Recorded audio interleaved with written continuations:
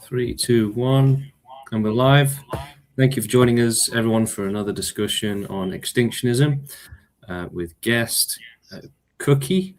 Is that the name you want to stick with, or? Yeah, I'd rather go with Cookie. Okay, no worries. Yeah, Steve may be joining us soon. So, Cookie, what do you know about the pro-extinction movement, if anything? Okay, so I don't think I exactly know what pro-extinctionism is about. I do know about ethalism and like similar kind of like antinatalism and those kind of ideologies. Extinctionism is quite new to me, but I did talk to Steve on TikTok earlier, and I think we do share a lot of similarities in our worldviews. So yeah, and I'm here to like discuss it more and find out. Yeah. Yeah, so basically the movement believes in ending suffering, abolishing suffering, providing safety from suffering for as much life as possible. The movement is about ending the system of forcing life into existence and suffering. That's the current default and the norm. It's what's accepted. We think it's wrong.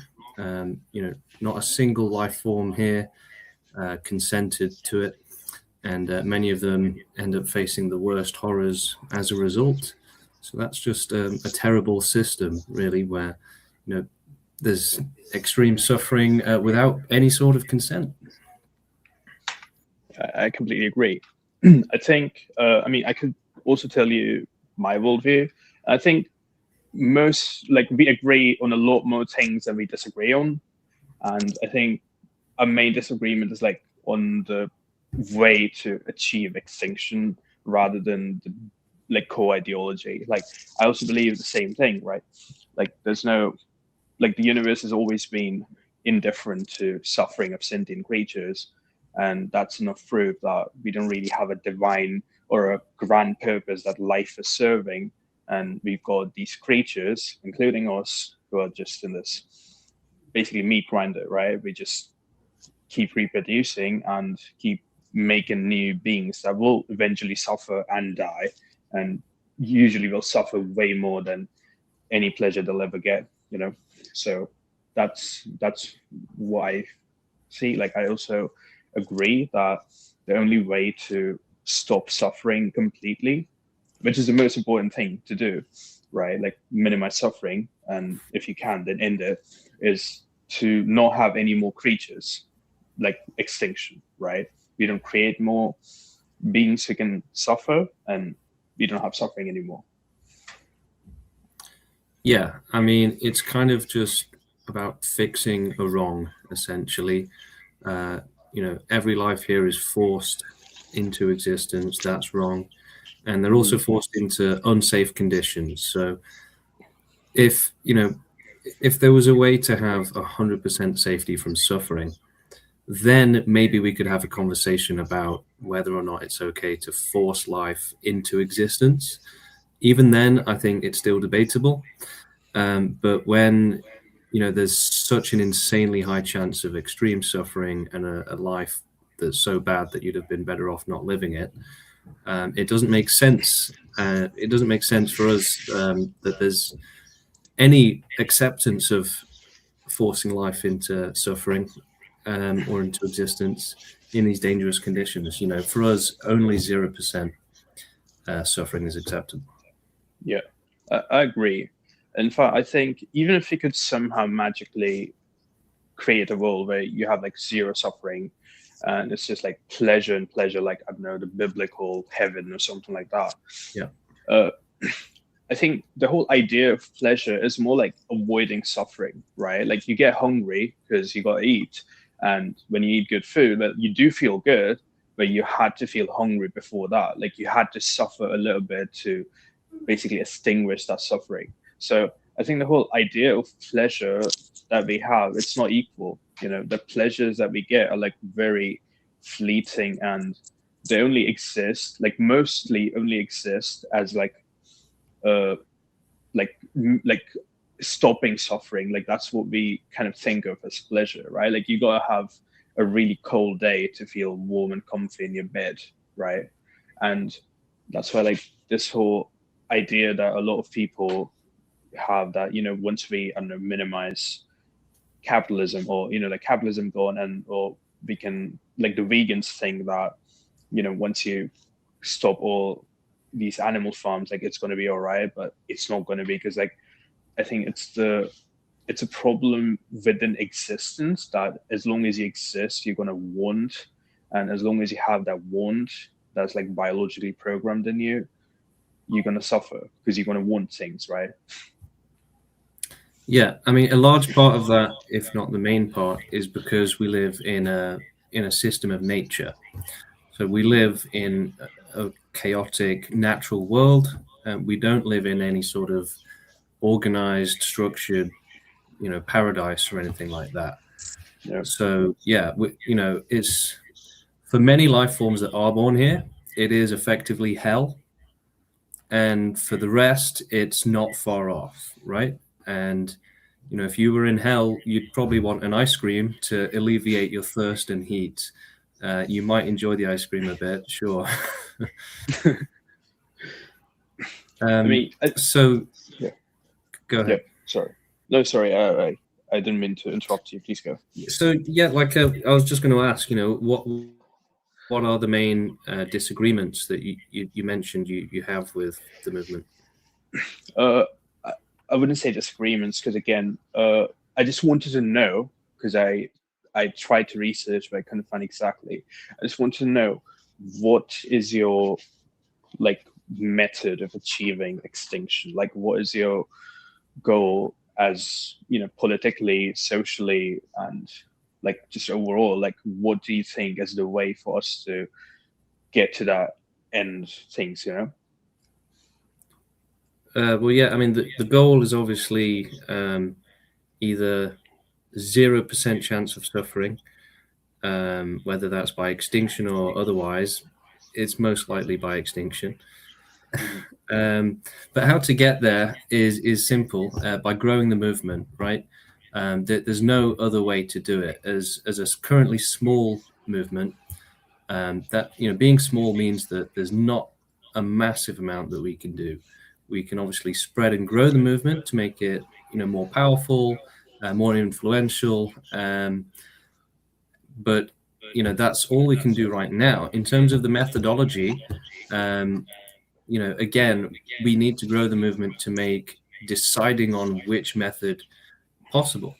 We don't have enough information right now to say we're going to use, robots, or we're going to use viruses, or anything like that. It'd be very ridiculous if we committed to something like that when, we haven't done any proper, serious scientific research with the laboratories and whatever, right?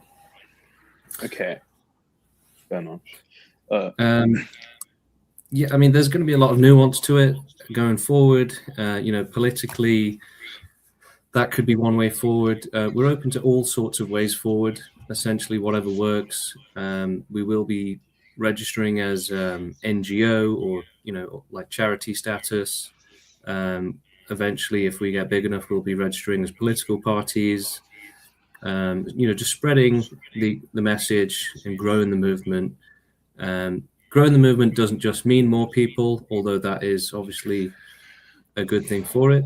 It means that the people that are in the movement are growing it. They're getting the online resources out there. They're growing those resources, developing them, improving them. There's no website yet, and the Reddit's just been nuked. Every single person connected to the subreddit has been permanently banned. Are we enjoying the Reddit ban? I mean, it got people a bit excited, so bit of energy for the movement's a good thing. But yeah, there's nothing else we can do really other than growing and developing the movement. We can't start, developing the science to achieve it just yet. And we can't say what exactly the science is going to be. Now, we can sort of give brief, outlines of what it would look like. So, for example, if everybody became extinctionist tomorrow, we'd probably start reducing the animal populations. However, it would be impossible to immediately remove all animal populations. Firstly, because a lot of them would be difficult. It would be difficult to do that. And secondly, because the planet would actually become uninhabitable if there were no animals.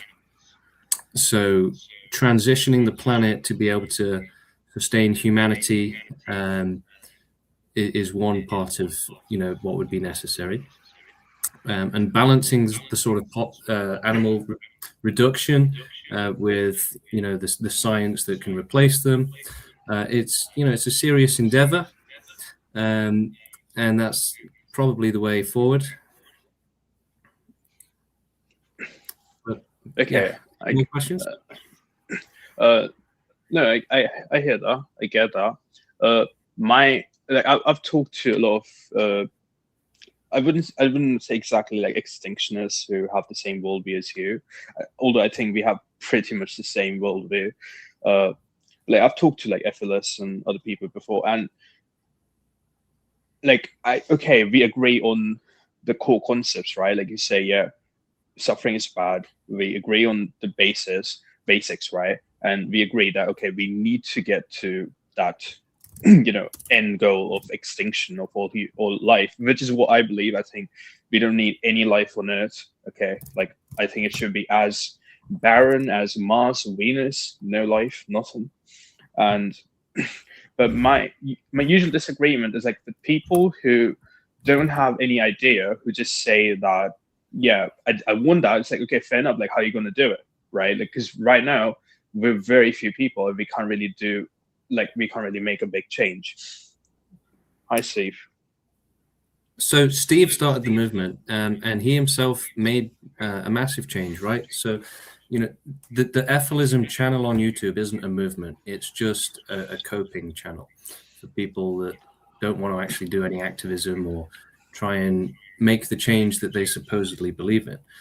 Steve, has been an activist for many, many years, and so it came naturally to him that you need an organization, a movement, organized activism, so that you can actually, move forward. As individuals, doing it completely isolated doesn't make any sense. And Steve has already, by himself, grown a movement that is quite influential. He's got many activists on board, many people interested and working on it. So that that alone shows that Steve, as one person, has achieved that much. So as activists, if we're committed enough and we know what we're doing, if we develop enough skills, we can definitely make a big difference. And every movement in history has kind of followed the same format, really. The slavery movement, anti-slavery movement, that had to grow, and it's the same thing, really. If you instantly have people fighting against injustices, then you don't need a movement, right? Yeah. The purpose of movement itself is to gather people, fight against the majority who will be oppressors, right? So whatever movement you take, 99% of the people were oppressors. Only 1% of the people were like fighting against it, right? Yeah. Yeah. Yeah. Someone's asking, what's the difference between us in the pro-extinction movement and Ethilism? Ethilism is just a YouTube channel. It doesn't call to action. It doesn't call for any sort of realistic plan to end suffering.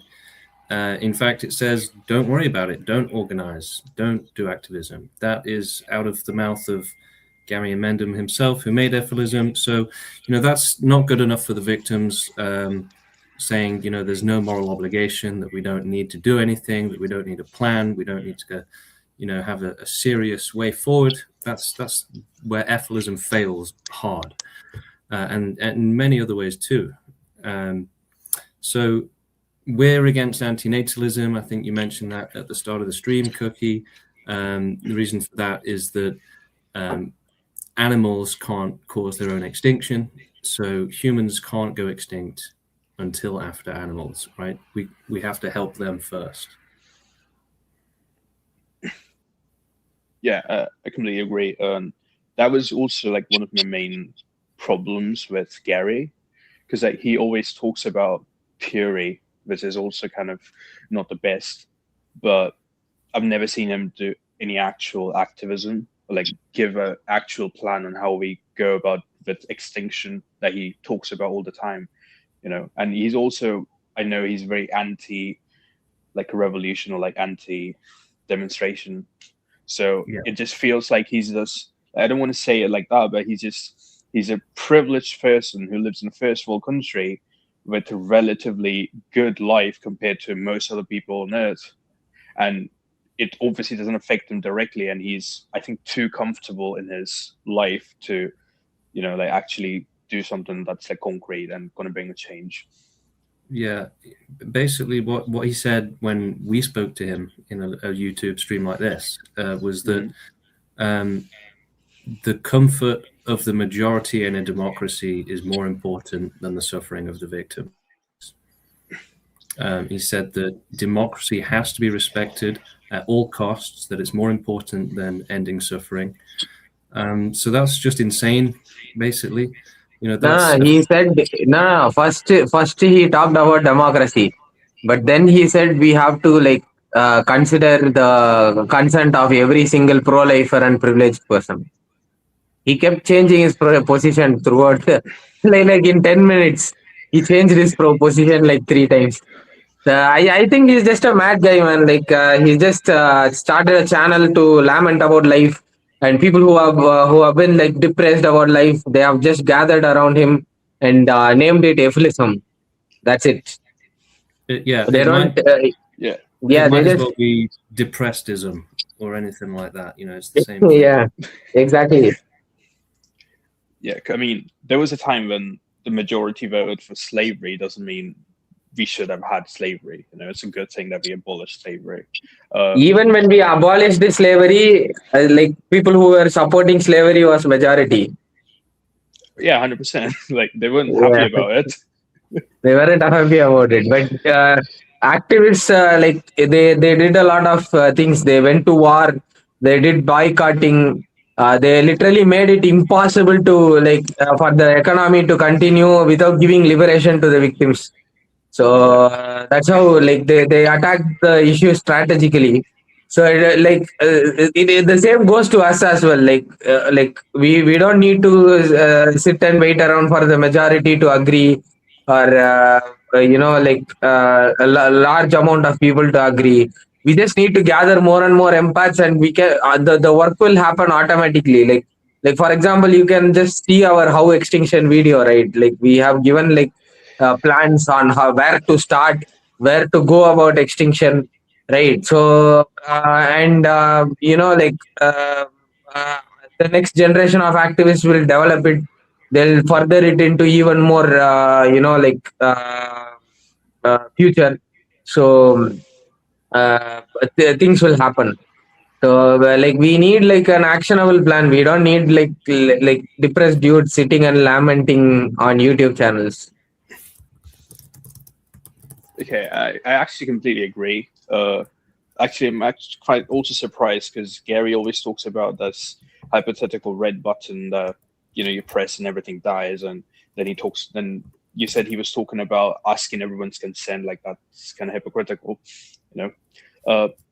But regardless, like that's what I really wanted to talk about, like how, like I've already asked a question, but I just wanted to know, like, how do you see like different phases of how you can like develop the movement and go about, again, socially, politically, to like get to that level where we have enough science and we've got like enough power to basically go through extinction. Like I see it the way I see it, like evolution, for example.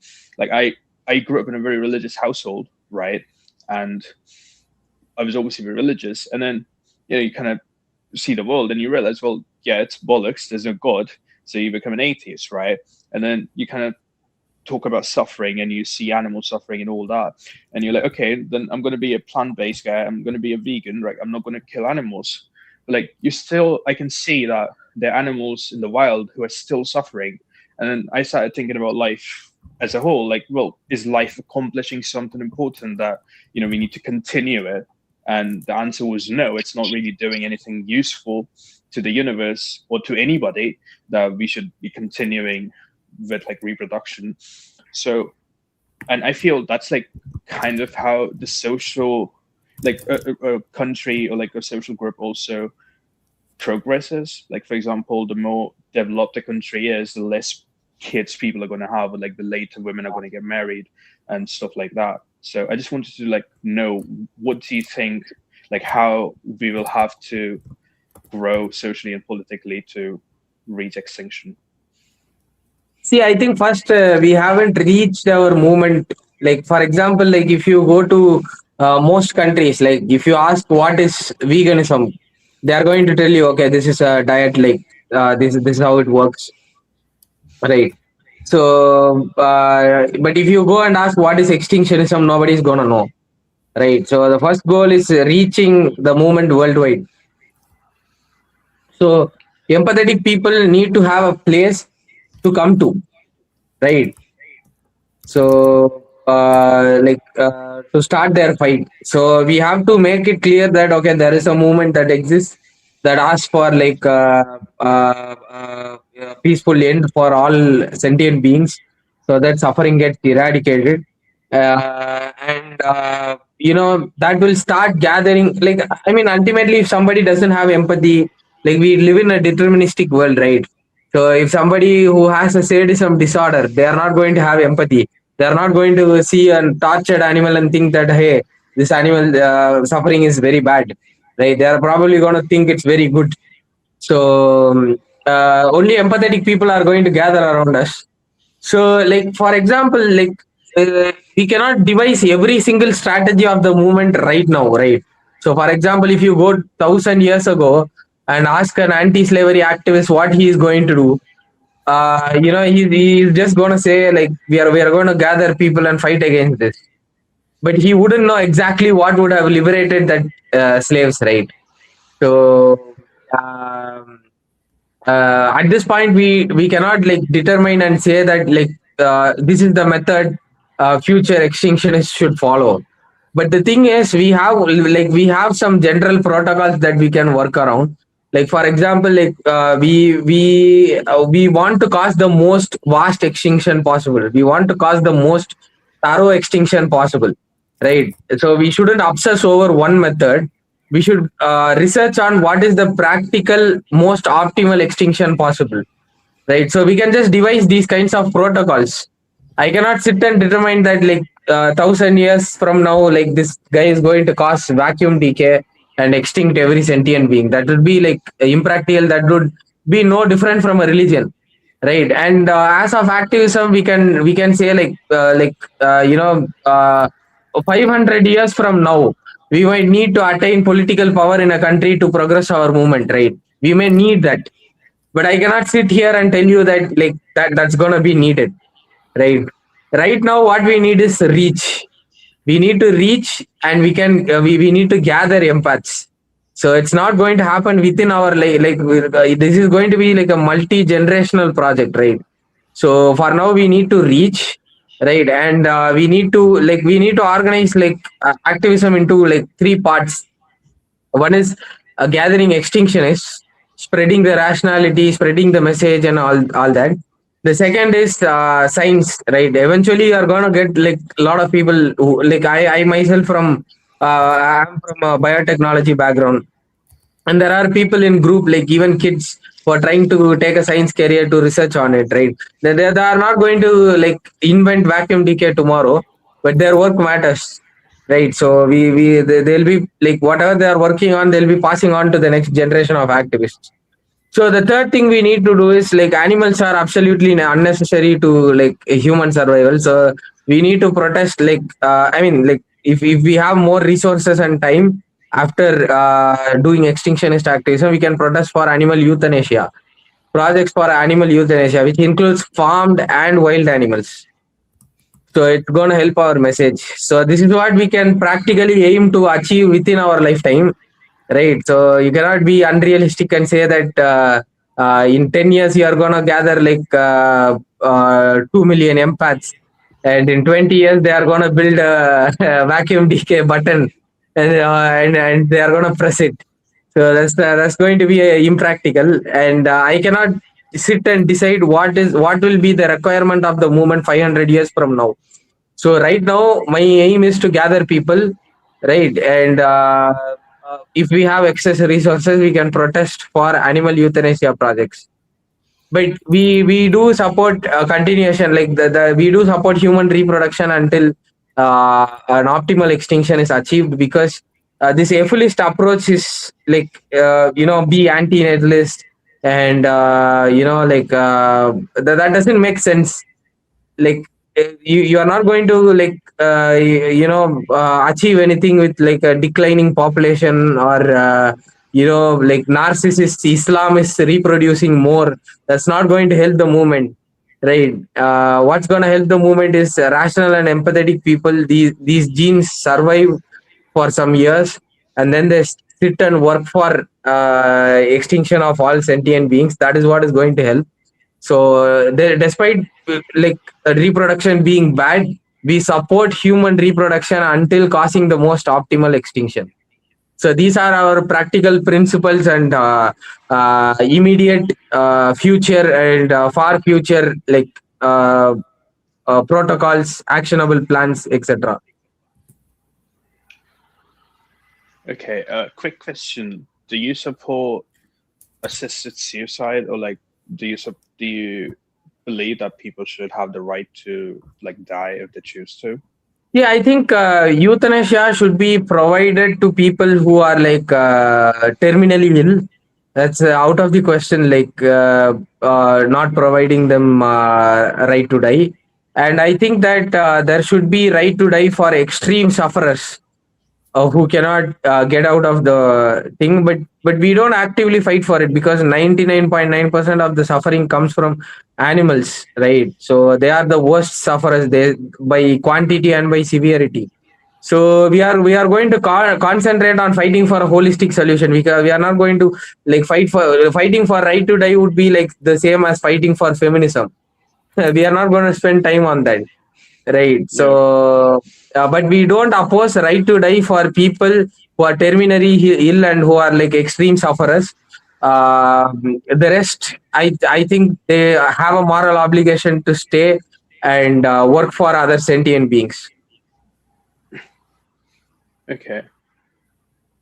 I agree. I mean, me personally, like my only reason to stay and not have ended my life is because I think we have a moral obligation, because like we're the only intellectual creatures. The animals can't, Exactly. redeem themselves out of the cycle. That's why I think antinatalists are intelligent enough to understand that life is bad, but also dumb enough to not see it like as a whole and just see it for human beings.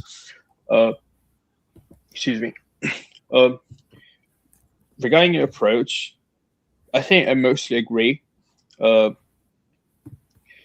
because like I always wanted a movement, and I'm actually really happy the way you explained it, because I've been into a lot of these subreddits or forums, and I've had a lot of discussion, and you're the first person who's like actually talking about, okay, yeah, we've got this movement, and we educate people, and there's like different steps you can take, and of course we're not going to achieve it in our lifetimes. It's going to take centuries, realistically. I do think that this is just like my hypothesis, that societies usually go from a more like feudalistic to capitalistic, and then a little bit more socialist, right? Like similarly how they go from like very religious to like less religious, and things like veganism and feminism and all these different things are like kind of part of the growth of a civilization, right? And not to say that Europe is like civilized and Africa isn't, but like basically in more developed countries you see these patterns, right? And I feel that the main goal is obviously extinctionism, but these like little protests or like movements like veganism or feminism and like anti-racism, stuff like that, is also important because like that kind of helps a population to become intelligent enough and empathetic enough to then go on and see that okay, life in itself is kind of negative. Like I have a friend, and she doesn't have any kids, she's vegan, and I was talking to her, I was debating with her, and she was really stuck on this fact that okay, only the animal suffering in animal like slaughterhouses is bad, and it's okay in wildlife because well, that's just how nature is, and that's what most people say, right? They just assume that okay, that's how it is, and it's like okay, that's a fair assumption, that's how it is, but then you have to ask the question, well, do we really need it? Like, is there a purpose for this? And the answer is no. So like, can we do something to stop it? And it took me a lot of convincing over weeks, but she eventually agreed on it. And I feel that if I talk to a religious person, he's just so far down in like the understanding of the world that I cannot get them directly to agree with, for example, extinctionism or like this idea, right? So I think that gradual progression of a society is really important, and that's why I'm not completely like a feminist or like a socialist or stuff like that, but I also kind of think that we should support these movements, like for example veganism as well. Like if somebody's vegan, they're much closer to understanding wild animal suffering than somebody who eats meat, for example. See, I'll tell you one thing. First thing you should be clear about is like every single extinctionist should be rational and because there is no use. Like even if a religious person becomes an extinctionist, tomorrow he'll come to you and he'll say that his God came in his dream and told him extinctionism is bad. Right. So you cannot really trust anybody who's not 100% like rationalized. Right. So that's one thing. And the other thing is that like it's like, as I said, like we have to be atheist. We have to be like people who are against bigotry against women. Right. We should be against people who are bigot towards other races. We should be against religion. We should be against discrimination of animals. We should be against all that. But one thing you should remember is who has more resources, right? Does feminist movement have more resources? The feminism is literally a small issue, but they have thousands of activists for that. But extinctionism is like a very recent movement, right? We don't have much activists for that. So that's why like it doesn't make sense for an extinctionist to spend time and fight for feminism, veganism, etc., etc. We have to grow our movement. And second thing is it's a very big myth that vegan movement is 100% rational, right? Because if you take vegans, right, 90% of them are vegan for like health, environmental reasons.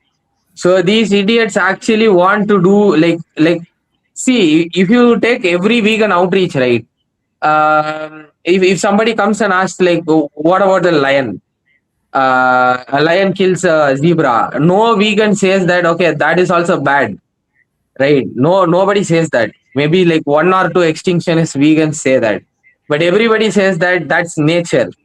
That's acceptable. They are normalizing like natural suffering on a daily basis. Vegan movement explicitly makes it like a point to make a difference between natural suffering and nature caused the suffering and man-made suffering. But if you take a look from victim's perspective, there is no difference. For a fish, it is both bad if it gets stuck in a whale's mouth and suffocates, or if it gets stuck in a net and suffocates. Both are bad events, equally bad events, right? So in both cases, the fish is suffocating and it doesn't want to suffocate, right? So vegans can be 100% pro-lifers. So that is a myth that vegans are like like they are more empathetic. Mostly if you take empaths, right, they will be like in their lives they will be searching for some rational thing, right, to do. So for example, James here was involved in politics. I was a vegan activist for 11 years, right? So many people in our group come from many backgrounds, but one thing that is common between empaths is we always look for something to solve suffering. We cannot tolerate suffering, be it farmed animal suffering, or we'll be always trying something until we end up in extinctionism and it makes sense to solve everything, right? So it's not just veganism. People can come from any background. Empaths are there on every background, they'll be there in politics, they'll be there in communism, right? Despite whether it is rational or not, they'll be there.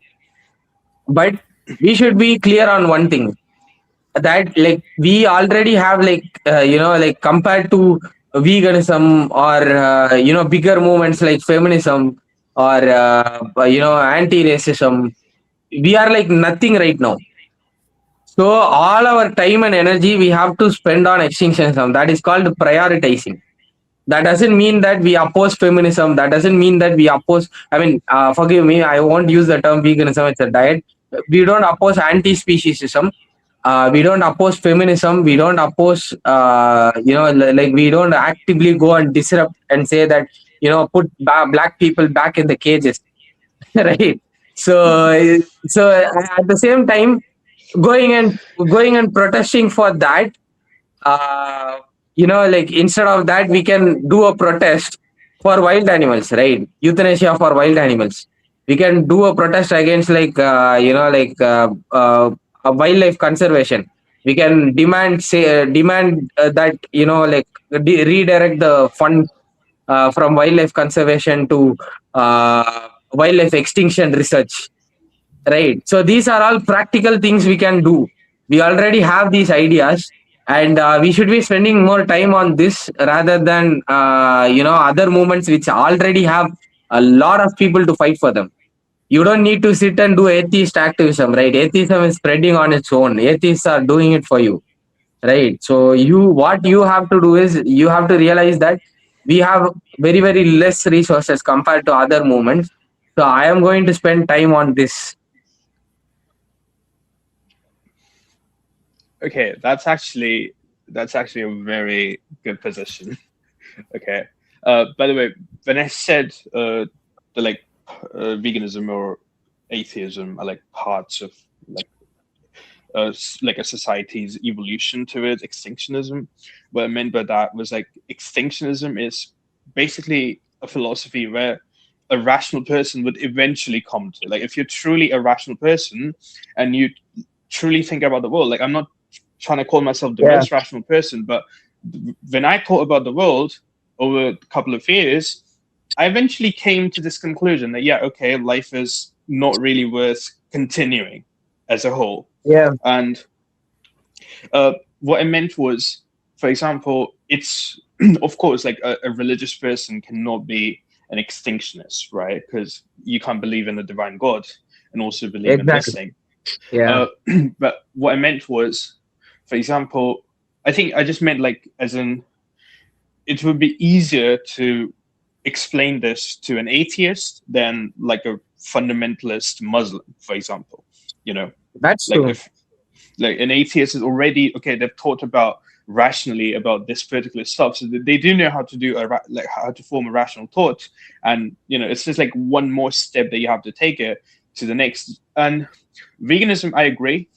Vegans who are vegan for environmental health reasons are, like lack for the better word, like stupid. And even those who are vegan for like animal suffering, I think those are the ones that are like just one step away from like realizing that wild animal suffering is also quite bad. But yeah, exactly. It is same thing I have said in my how extinction video. So the ultimate point where empathy and rationality meets is extinctionism. So society is like, so if it wants to progress, right? I mean, like, if society does progress, I mean, like, empathy will grow and rationality will also grow. Then only society can progress, right? Yeah. If society doesn't progress, we'll go back to dystopia, where 100%. religious people will be saying earth is flat again, right? Yeah. So yeah, so if society has to progress, empathy and rationality has to progress, and the meeting point would be extinctionism.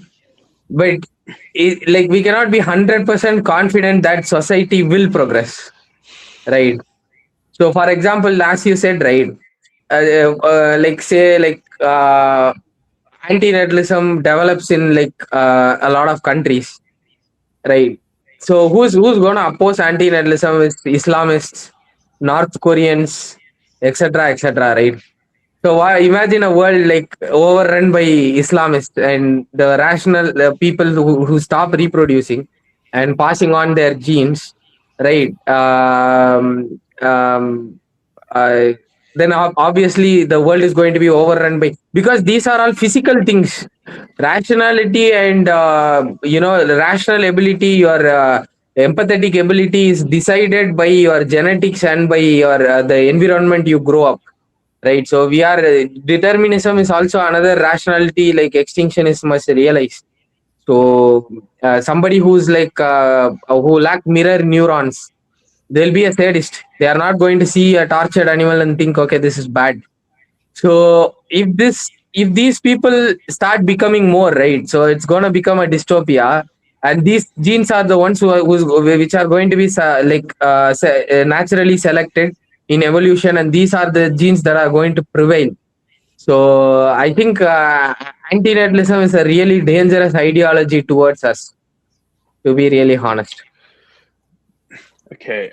Do you really think, because you said you do support human evolution, human reproduction, for like correct reasons, like if people who have rational thought, who can actually raise kids way better than the average person, will not stop having kids, then we'll just die out and the movement will die out. That's fair. But do genetics really matter? Because would it not be better to like adopt, because there are a lot of kids that need adoption? You just adopt and not contribute to like more life yourself. See, whether you are a biologist or not, genetics is like biology 101 that every one of us who has gone to school would have studied, right? Mm-hmm. So my nose looks like this. It doesn't come from magic, right? It doesn't come from adoption. It comes from my genes. So Yeah. where do you think our brain comes from? No, So why I do you agree. think, like, for example, if you go to a doctor and say you have like a slight chest pain, the first question they will ask you is like whether your parents or grandparents, any of them has a history in heart health. Why do you think they do that? How do you think brain is different? How do you think brain can magically form, right? So everything come from characteristics, right? Even pro-lifers realize this. So you can see pro-lifers saying stuff like, he acts like his dad. He's so kind like his mom. He gets so aggressive like his dad. Uh, Sometimes, right? So even pro-lifers know this. This is like basic shit, genetics. Yeah, So I mean, obviously, I agree that you inherit traits, right? But uh, I don't think the average person, like, sure, that they're really dumb people, okay, and they're genetically not very like capable of rational thought, and that's true. But I mean, it's still possible to take like an average person, and if you really give them a good environment, they will grow up to be rational. Like my parents are pretty religious, but I didn't grow up to be religious, not like them. Okay, and I mean, you've seen that with all people, right? So I mean, I'm just trying to like say that your intelligence or like your capacity, IQ or something, is not really like concretely determined by your genetics or your parents. let me tell you a lot of things about it. So this is a little bit more complex issue that people fail to understand.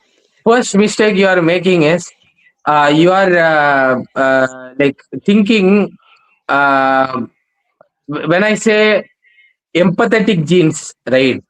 So, and rationality, like genes about rationality, you immediately jump to and think that your parents should have been extinctionists for you to have been extinctionist. That is wrong. Ideology is not the one that is passed by genes, right? Only the rational ability and empathy is passed on by genes. Let me complete. So your parents, for example, if you take James, right? He's very rational and very empathetic. He's working with me. He's actually more active than me, to be really honest. So, but you, if you can ask him right now, without me, right, without a person who gave him a path, he would have actually been a pro-lifer. Not everybody will have the spark to start that first movement, right? So your parents, your grandparents, your great grandparents, somebody might have had that ability, the rational and the empathetic ability, but they wouldn't have had a Steve to guide them, right? Right. So they Yeah. wouldn't have had a James to guide them. That movement didn't exist at that time. So what they would have done is they would have been pressurized by the society, and they would have gone into conformity and accepted things without a whole heart. Right. A lot of people are living like that. That is one thing. So don't confuse. Like for example, your parents can have a very rational ability and be a, like as equal as you and be a theist. Okay. They can, because nobody showed them the other way, right? So society pressured them into conformity. So this is another thing about activism, right? So if you take Ash's experiment, so this is literally what Ash's experiment does. So like for example, there is a bigger circle and there is a obviously smaller circle. So they send 10 people in, and 9 of them are actors. So the 9 of them point at the smaller circle and say for sure that that is the bigger circle. And the 10th person who is going in, he goes into that conformity, the conditioning that is done by the 9 actors. He is the actual test subject. He's going to tell that the smaller circle is actually bigger, but he knows the rest of the 9 people are actors. But Ash's experiment also found that, like for example, even one person in that 9 actors say that the smaller circle is actually smaller and the other circle is bigger. Most of the conformity breaks. This is what we are doing by activism. We are breaking the conditioning that is done for 10,000 years, right? Your parents didn't come out of that. That didn't mean that they had rational ability, or they didn't have a rational ability, or they didn't have empathetic ability. They didn't. They were subject to that conformity, and we have broken it. They were subject to their conditioning, and we have broken it by doing activism. Nobody was there to do activism and tell them these things at that time. So don't confuse ideology with the rational ability. Somebody can have very much of an empathetic ability and be a victim of social conditioning, right? That is one thing. Second thing is, there is literally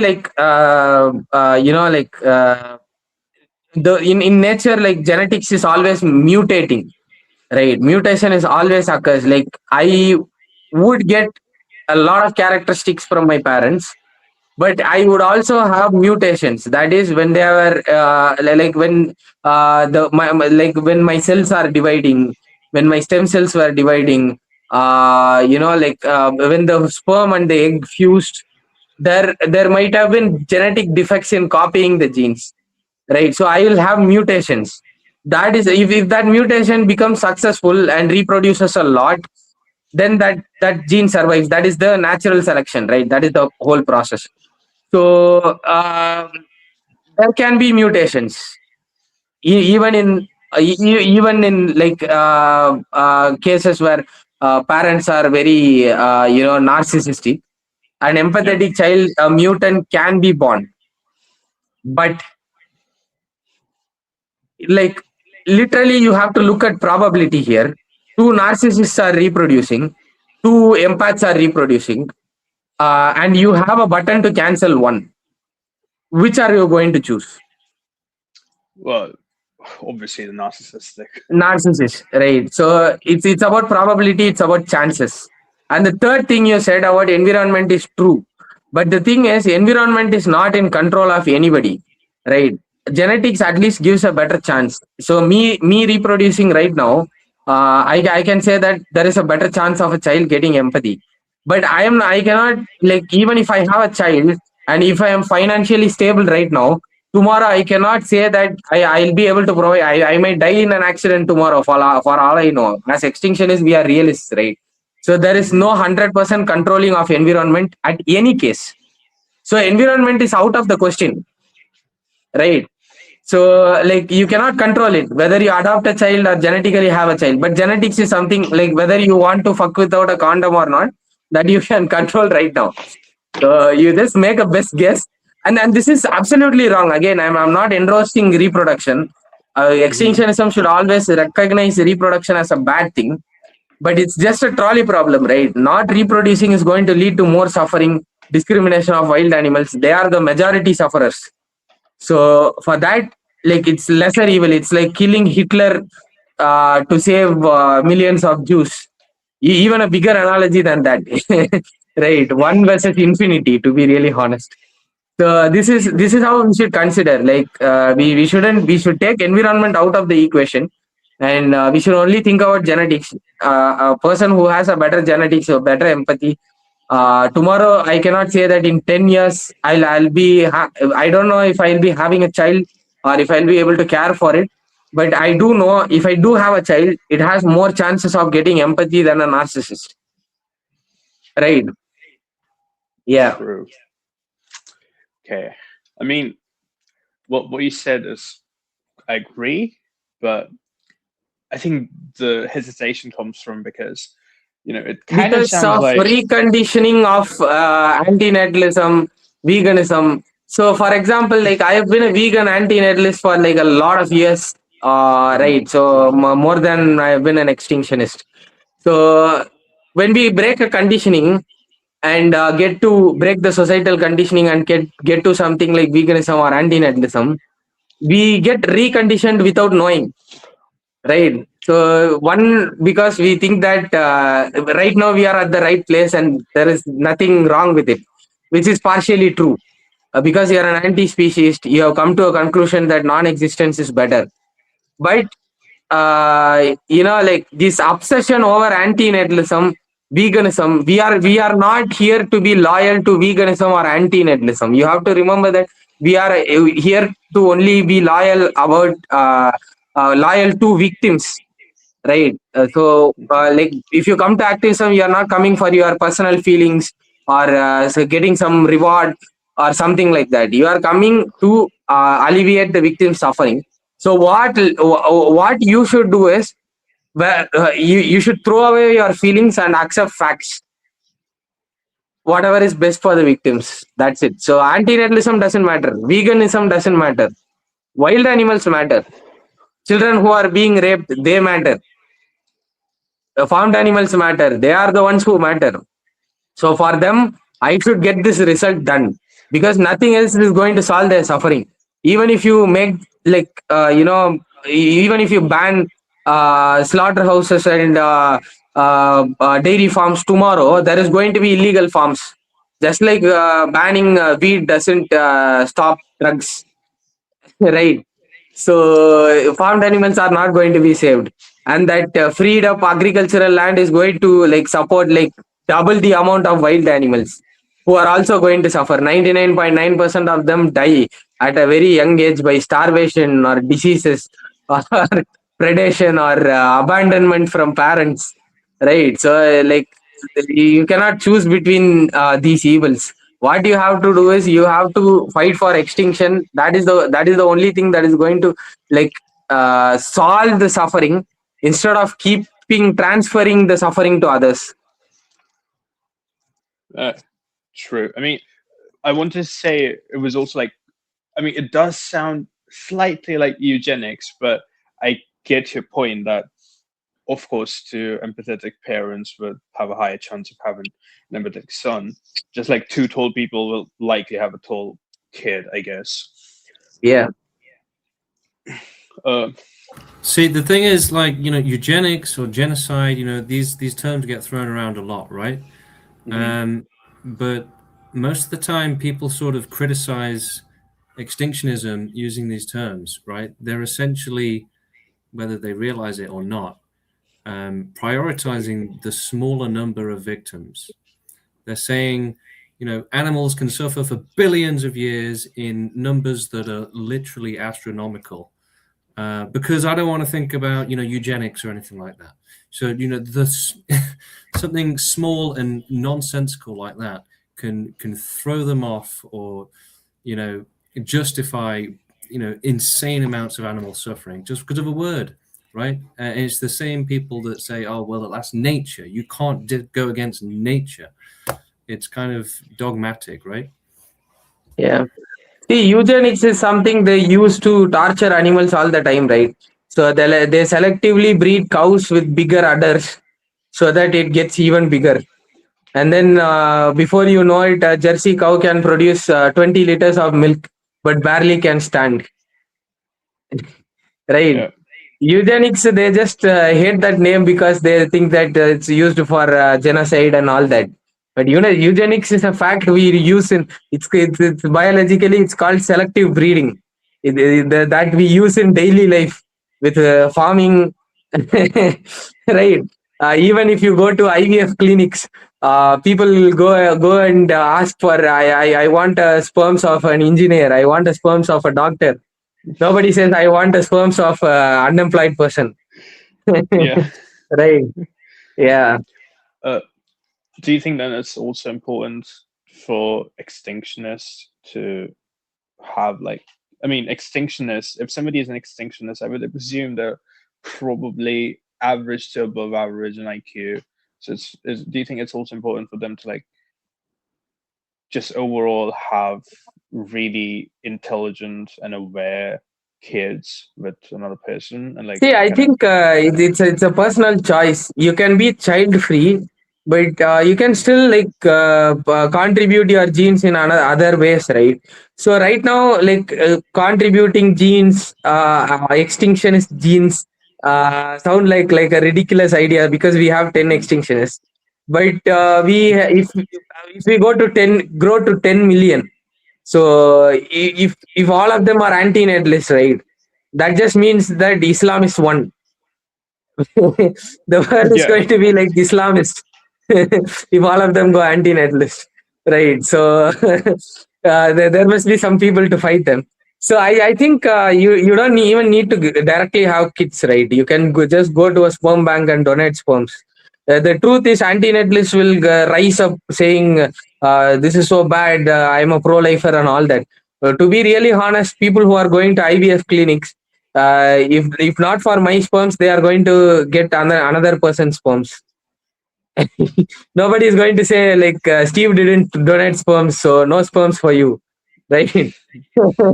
That is one thing. And the other thing is, not reproducing also doesn't make sense. To be really honest, as a human, you just see how much resources I am consuming, right? I have a furniture in my back, right? So I eat due to farming, I consume more land, and I feed it to animals, and lessen food even more, and then I consume water for this furniture, water for my car.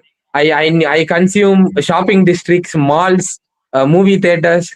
As a human, how much land, water, food, and resources I am consuming? So if a human is absent, that doesn't mean that it is going to reduce suffering. Anti-natalists will be like, you are creating more suffering, blah blah blah, and all that, right? But the truth is, in nature, population of sentient beings depends on resources. If I am not using these resources, there are going to be like thousands of wild animals who are going to use the resources, or another person is just going to reproduce one more child who is going to consume my resources, right? So you are literally not reducing any suffering by being an anti-natalist.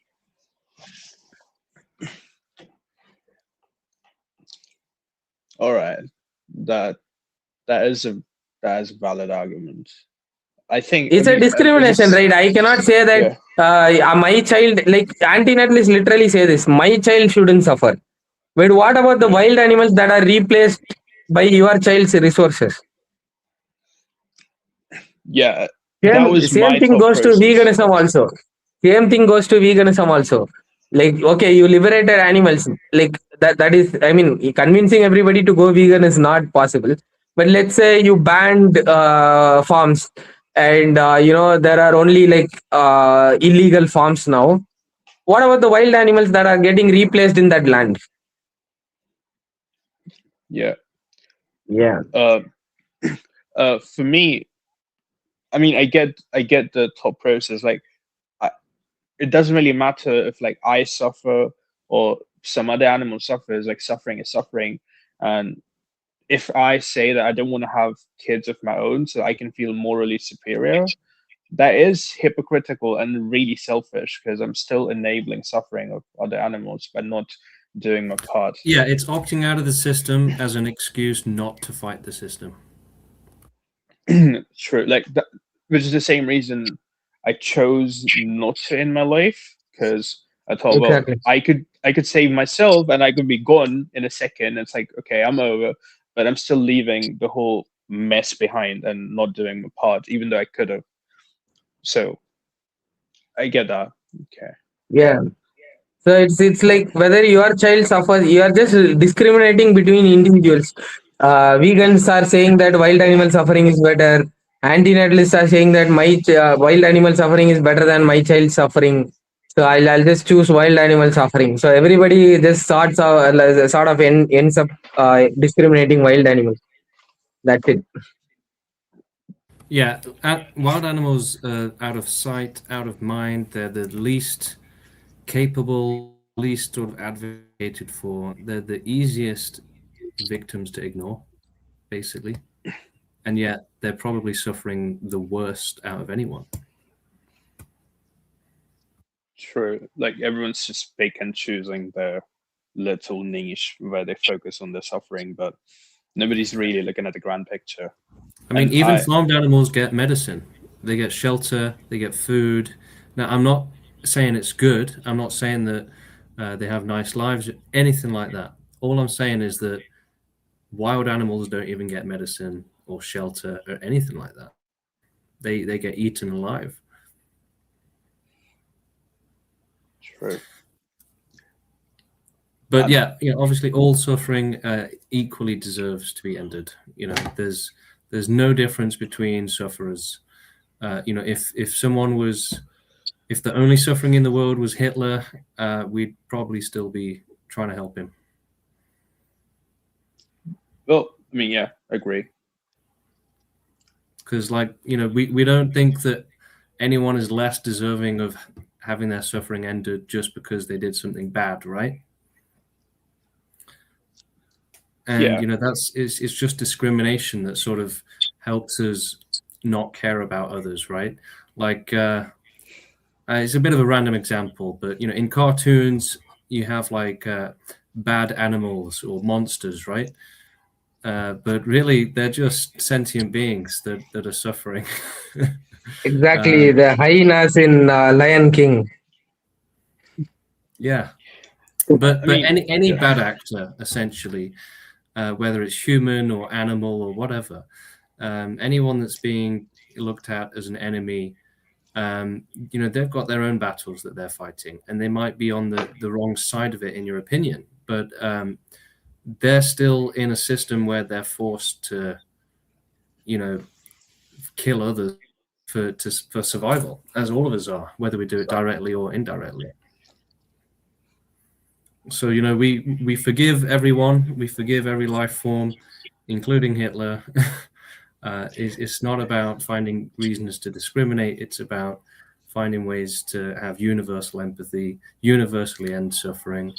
And bad guys and stuff, they only need to be treated as bad guys as long as they're a threat. If you put a bad guy in prison, you can treat him fairly, right? So it's the same kind of mentality. I'm not explaining it too well, but it's about universal empathy and not discriminating. Sure, I agree, but not on the Hitler part, because I live in Germany. I want to be careful how I say it. Oh, you live in Germany? Actually, Yeah, we are planning some protests in Germany. You can join us if you want. Yeah, we have quite a few activists in Germany. Yeah, already we have a few activists. You can join our WhatsApp group. They are doing some outreaches on pro-extinction and stuff in Germany. I think 100%. it's what is the city? Nuremberg or something? Yeah, Nuremberg. Okay. Yeah. Okay. Yeah, we've got quite a few German activists. Yeah. Sounds good. Yeah, I think at this point we can all agree that only Germans and Indians can be extinctionists. I'm actually my family is from Kashmir, so I'm ethnically Indian. Oh wow! Okay. Yeah. Yeah, you're just like Indians who have traveled to Germany can be like better extinctionists. Yeah, I mean, I actually grew up like first 10, 12 years of my life in the UK, and like now I live in Germany. Okay. Cool. Bit of everything. Yeah, a bit of everything. But why do you say only Indians and Germans can be extinctionists? Because most of our activists are either Indians or Germans. We only got like one guy from UK, James. Interesting. I think that kind of makes sense a little bit. I mean, not a little bit, because I feel India and Germany are the only two countries that really came up with these like pessimistic philosophies of looking at life like suffering. Like you could have like a parts of like Buddhism and Hinduism that were the first kind of people to be like, yeah, you know what, this shit is suffering. And then you have German like pessimism, like Schopenhauer and Mainlander and all these philosophers. So it kind of, I think, became a part of the culture. So it's easier for, I think, people of India and Germany to come to this conclusion compared to like other people. That's just my hypothesis. I mean, I was an atheist since sixth standard. So I never was into that Hindu crap or anything. I have never read any religious book or anything like that. Oh, I started reading Stephen Hawking's books on like sixth standard. I was very interested in astronomy at that time. So I just started reading his books and became an atheist. No, I mean, I 100% agree. It's all bullcrap. Like, I don't read any religious books at all. Like, I don't believe in any spirituality or any of that shit. But I think it's just coincidence. Yeah, could be, I guess. But yeah, that's cool. I would really love to join the WhatsApp group for Germany or wherever. Yeah, sure. We are also like me and James. We are trying to travel to Germany. We are trying to organize a protest there with all of us. So you can join that time also. Oh, 100%. I would love to join if you're doing that. Yeah. I'd love to meet you guys. A 16-year-old kid is organizing the protest. Oh, here in Germany? Yeah. Wow. That's cool. Cool. We'll all meet in August. Oh, okay. Not bad. I've sent you the WhatsApp link in the Discord. All right. Thank you. Yeah. Welcome aboard. That was it. Like, actually, I'm really thankful, because I thought I was being very rational, but I did find out like a couple of places where I was still being ignorant. Like, for example, the reproduction side, because I was very, very strictly anti-reproduction. But now that you explained it to me, I think it is kind of like a necessary evil that we need to do in order to like further the movement. Yeah, we are also strictly very, very anti-reproduction. We are just more practical and logical than antinatalists. That's it.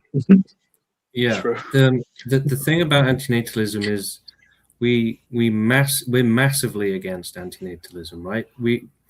Okay, so yeah, it's okay to be child free. Maybe you're doing more activism instead, whatever. If a virus wipes out 99% of humanity tomorrow, right, or 10 years from now, whatever, it's situations and possibilities like this that you have to think about. And that what's at stake is billions or millions of years of wild animal suffering. So if humanity has to survive for another 10,000 years longer than it would have done in order to help animals, then that's a drop in the bucket, right? A drop in the ocean compared to what animals are having ended for them, right? Yeah. I agree. Like And human if you take, suffering is like a like a grain of sand in an entire beach. If you compare with animal suffering, Yeah. yeah, I mean, it's 20 people. billion billion. So 20 billion times billion. Wow. Okay. Yeah, I mean, people have an elevated sense of human suffering as if it's like more important than everything else. Yeah. Like recently, okay, I'm not going to comment on that. It was the Epstein case, but I digress. You can talk about it. It's not an issue Well, here. Yeah, I know someone that's Our been channel is crying anyway. their Our eyes out. channel is anyway hated by algorithm. So we okay, I stopped mean, censoring. Yeah, I want to people are say, crying over Epstein, but they won't like, cry over, but people, for example, crying over animals. Epstein and things like they were eating babies, they were killing babies, and I know that's like horrible. That's extremely horrible. But if you think about it, that happens a million times over in nature, right? Like babies get killed and eaten alive all the time. You can just put on like a National Geography like documentary, and it'll be like it'll show you tens of thousands of animals getting eaten. And sure, as human beings, we value human life more, but like truly, like if I break my arm or a dog breaks its arm, it's still going to feel the same pain. The pain sensation is going to be equal. So there's no like like just because a human is like closer to you doesn't mean their pain is like more important than an animal's pain, And I think it's like hypocritical that people would look at Epstein and go in outrage and look at the world and be okay with her or justify it. Yeah, so Yeah. I mean that's what I was trying to say earlier about universal sort of empathy, right? And universal sort of consideration for others. Um, people only seem to care about certain victims or think of the children, right? It's sort of it's really small-minded. It's easy. They don't want to kind of have to think about anything that challenges them. And I like to think that we are just continuing nature's rules. Nature and evolution came about and developed through mercilessness, through predation, eating others, not caring about others, but exploiting others. So it's a natural phenomenon. It's not that humans are evil or that humans are just uniquely evil creatures. It's literally just any life form is subject to the same kind of lack of empathy or limited empathy for the sake of just reproducing, eating others. It's nature. It's primal, and we have to do better. We have to sort of evolve out of that intellectually, and that's what extinctionism is. It's like you said. It's the logical conclusion. Yeah. Like for the longest time that I've been atheist since I was like 12, really young. But like the longest time as I've told you, I've been into like pro-mortalist or ethicist and antinatalist circles, but I never felt like I belonged there because it's okay. Okay, I agree with certain parts of philosophy, but I don't really agree with everything. But I'd say extinctionism is that what you call it, right? your philosophy, extinctionism. I mean, we call it like whatever we want. Okay, Message but is more important. Tomorrow I'll call it true. veganism. I'll call it feminism. I don't know. True, but like, but what you guys' philosophy is, and the way you explained it to me, is something that I would say, okay, that is something that I, like probably 100% agree with. Everything that we've talked about is everything I agree with, and that like sits right with my brain. So I'm actually really happy to find people like you. Okay. Yeah, but I mean, before this, it's like Steve said, as concerned people, we've been looking for something rational, right? Steve's created it, but now, yeah, we can find. There's nothing else in the world that makes sense like this. Essentially, is there? So yeah, it's a community for rational people. Being in favor of suffering continuing is not rational. That's Do we fair. have Actually, any questions on the I comments? think. Oh, sorry. Yeah, you go ahead, man. No, you can go with the comments. It's all right. No, you can go ahead. Like James will take a while to find. You just go ahead and let's hear your comments and thoughts. No, I just want to say that I came into discussion thinking that there will be a lot that we disagree on, because I've talked to like some people who literally advocate that you should like blow shit up and do it like in a violent way, and I kind of expected that maybe you would be similar, so I'm pleasantly surprised. Yeah. Cool. No, I mean we want to be like the United Nations for ending suffering, right? We don't want to Yeah. be some clown organization. We want to be what the United Nations should be. A serious organization that's actually working towards something worthwhile. And even the United Nations, they are not just because they're pro-life, but even as an organization, I don't respect them at all. They're not achieving anything serious, right? They don't have any sort of plans or goals or objectives that are worthy of respect, worthy of support or help, right? But ending all suffering without discrimination for everyone, there's nothing more urgent than that. And this is where rational people will come. True. One question. Obviously, we're never going to have like a full majority, like 55%, 51% people say that, we go for like extinction. But the way I was imagining is like we get to a society where like being pro-life is seen in such negative light that even people who are pro-life are looked down upon. So like society's like tilt is towards like non-being. Am I correct? Like there's still people in the world who support slavery, but like they'll be closeted about it, right? They're not gonna, maybe even if they talk about it openly, like the main narrative is like, okay, we're anti-slavery. Yeah.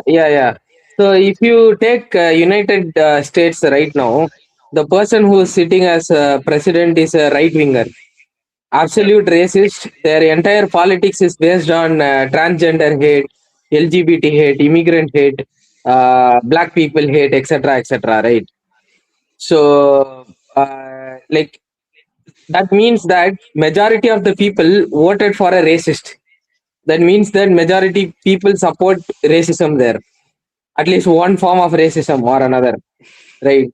So like, but still black rights have been achieved, LGBT rights have been achieved, right? Gay marriage has been legalized in many of the United States, like many of the states in USA, right? But still a person who's like a majority of the people who are voting, they are voting for a racist, right? So the thing is, it's again part of determinism, right? So 99.99% of the people are never going to give a shit, right? So like even if you take a look at extinctionists, most of us come from another cause. We were always working for something, but there are like 99% of the people are not like that. They are like about enjoying their life, earning, getting married, getting a high salaried job, and all that cringe shit. Right? That is what the masses are all about. But Yeah. even if you take any movement, like let's go back to America itself, right? So if you take a 1958 survey, 1958, that's not so far away, right? 94% of the people voted against interracial marriages, and the rest of the 6%, they had people with no comments, and people who are like supporting interracial marriages. They are not racist, but they won't actively support for the cause. So if you minus all of them, the activists won't even be 1%, right? So if you take any movement, there hasn't been a single movement where like the majority has fought for something. Because there wouldn't be a need for a movement itself, right? So they can just vote anything in, right? So they can vote a racist in. If they decide slavery is bad, they can vote slavery out. So if majority is there, like you don't even need a movement. So only 1% of, if you take any successful movement in history, only 1% of the empathetic population and direct sufferers were fighting for justice. So after, so what you said, right? So you need a society where even if majority are pro-lifers, pro-life is looked at as something bad. That was that was achieved after their movement was socially successful. I mean, racism still exists. Black people are being bullied. They didn't have an entire victory. That's why you need extinctionism. That's another point. But they made the system against racism so that even like if you feel racist inside, saying that you are a racist outside feels wrong, right? Or you look for a social or it will downgrade your social status. That's what they made it look like, right? So all these things require fight. So like it doesn't matter if we only have, like if we don't have majority, even if we have 1%, we can make this happen. Historically it has happened. Okay. We can create such a society. In such a society, more people will be working towards extinctionism than that 1%. True. And But I another think, thing is, even pro-life society works for us, to be really honest. Because, like for example, like even if an atheist is a pro-lifer, he is actually leading us towards extinctionism. He's doing our work for us, so that we don't need to spend time on, like you said, right? We don't need to come from Islam, right? So yeah. they are doing half the work for us. And even if you take like ultra pro-lifers like Elon Musk, they are like investing in technology, right? They are investing, even environmentalists are working for us, because like if environment gets badder, right? If it gets worse, then society is going to destabilize and nobody is going to have time for extinctionist activism, right? So everybody is working for us. So the only thing we need to do is we need to create a rational set of principles, right? For some examples which I just mentioned right now. So how we should approach this, and what are our basic principles: the anti-discrimination, the atheism, the determinism, materialism, all these basic principles, and how we are going to cause extinction. Like we have to be thorough as possible, we have to be scientific about it, right? And we should reproduce, because we have to understand determinism, neurobiological determinism, and we have to support reproduction. And all these principles, we just collect empaths, rationalists, and then the movement will move forward automatically, right? This is our work. The rest of the work, pro-life society itself is already working for us, unlike other movements, right? So white supremacists were actively working for like keeping slavery, but Yeah. for us, atheist pro-lifers are actively working for us. True. Yeah, Yeah. That's a good way to explain it. True. even you take ephilism, right? Ephilism is basically pro-life, to be really honest. you just see the troll video I made like with my debate with Gary, right? He's basically a pro-lifer in that. He's saying like you ask the consent of the privileged before pressing the red button, which is basically like benefiting the oppressor, right? But So I'll send it to you on WhatsApp. okay, So but but sorry. this pro-lifer, you just think about it. This Iflis have created a community. You have gone there, right, and somehow been in their circle, but now you have reached us, right? Yeah. So, like many people are working for us. Vegans, like ethical vegans, are spreading anti-speciesism. They are working for us. Feminists are working for us. Anti-racists are working for us. Atheists are working for us. Determinists are working for us. Scientists are working for us. Investors are working for us. Yeah, We have a total advantage here. it was Only thing that is not working for us is social media algorithm. It was only a matter of time before there was a movement that targeted all suffering equally, right? Instead of saying, some deserve to suffer more than others, we should help some instead of others. It's just saying no one should have to suffer, right? And there's no other movement saying that. Yeah. So yeah, it is the conclusion. It's where things are headed. Hopefully, we can't rely on that because who knows, right? But it looks like this is the conclusion. It's where society is headed. Now we can't again sit back and just hope that it's going to happen by itself or expect it to happen. We have to, assume the worst and do our best for the victims. True. Like I was kind of almost like giving up in a way because, especially ethicists like Gary, they never give like a proper, even like a not concrete, but at least like a slight direction what we should do, because it's almost like wishful thinking, like the Christians waiting for the rapture. They're like, yeah, it's probably going to happen, and we're just going to sit there and wait for it. And that's the thing. Also, if you watch yeah. this, sorry, go ahead. No, I was also, I mean, I want to see the clip, and I believe it, but like Gary, because like so many times he has said that he would press the red button, and to you he said he wouldn't press it. That's... Yeah. So at first he said he would press it, and then when we said, would you do it? See. That whole debate is confusing.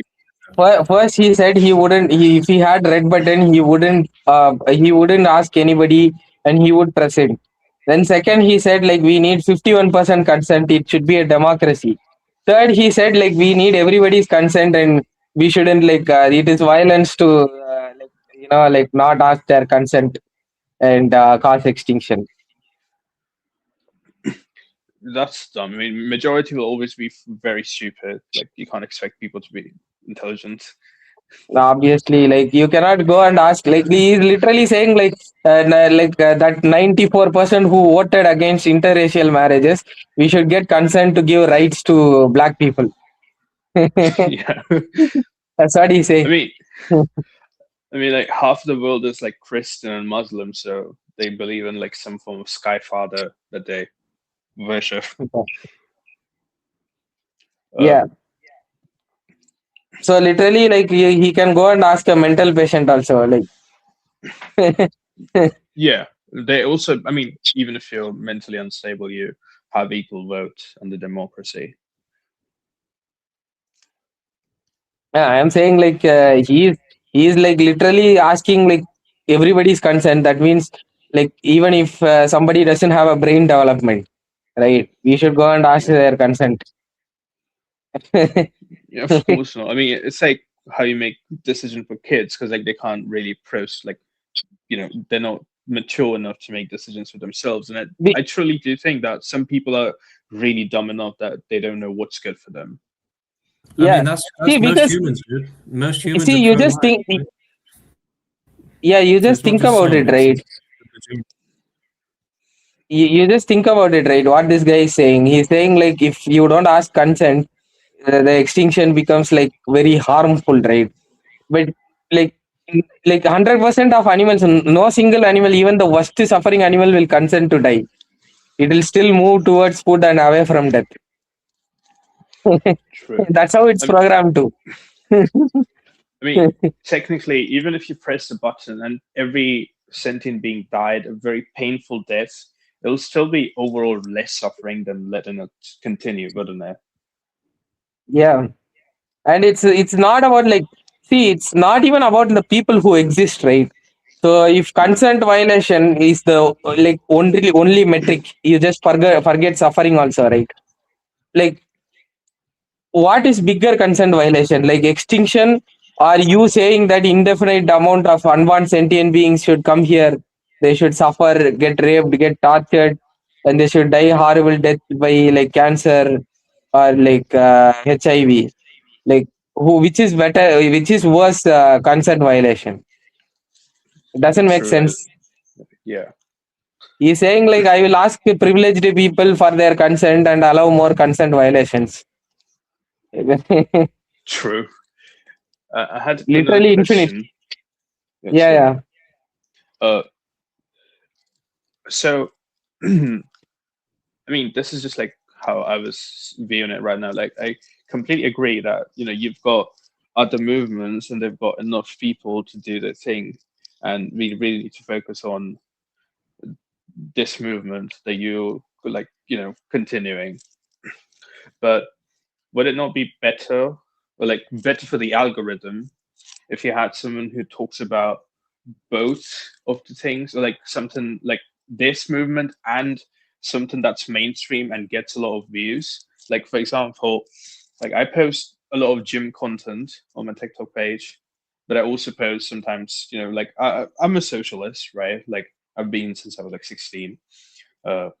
So I post socialist stuff, but I also post a lot of like, like anti-life stuff, like anti like pro-life stuff. I don't know how to call it. Yeah, So that's actually not a bad idea. Like if you are relaxing, playing video games, and if you are going to a gym, you make that content and you use that channel to spread extinctionism. It's not a bad idea.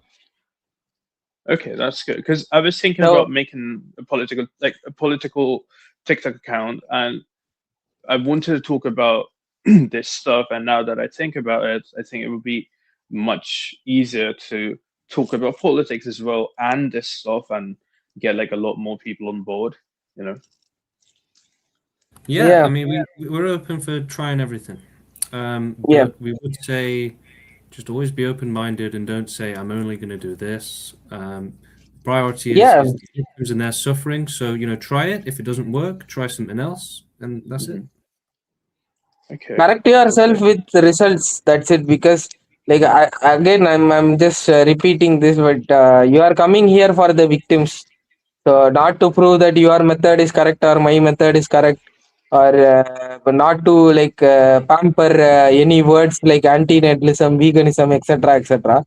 So what you do is you do a result-based activism. Like if you get more reach, if you bring more empathetic people into the movement, then it is working, right? That strategy is working.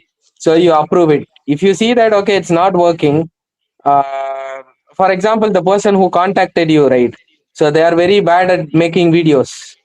It's not working for them, right? So, but the thing is, they are very good at like finding people for like genuine discussions, right? Mostly Okay. like people who are not trolls.